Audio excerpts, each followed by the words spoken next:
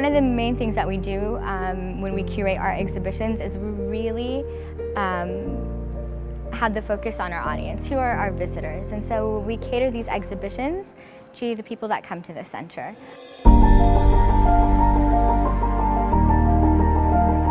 So the museum has 4 galleries, and they take you on a journey from the present to the past. We have contemporary Middle Eastern art, Saudi culture and heritage, Islamic civilization, and the natural history of the Arabian Peninsula.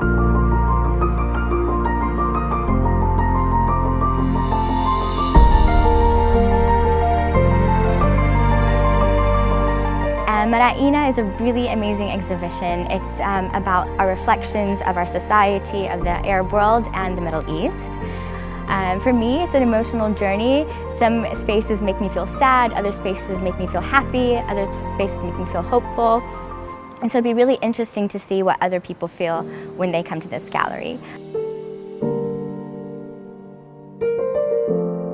22 artists from the Arab world, the Middle East, captured a moment in time, either a personal moment or they've documented a moment that they've seen about the Arab world and the Middle East. The Being Saudi exhibition captures real-time experiences and it gives it back to the visitor.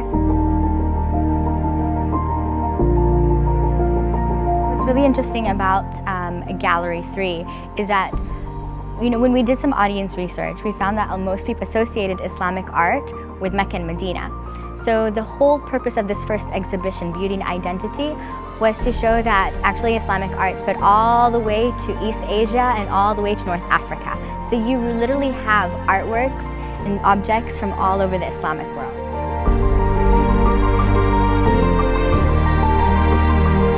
Gallery 4 is divided into different zones.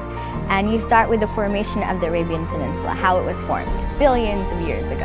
And then you move on to the desert area, and then you move on to the mountains and the seas, and then the future.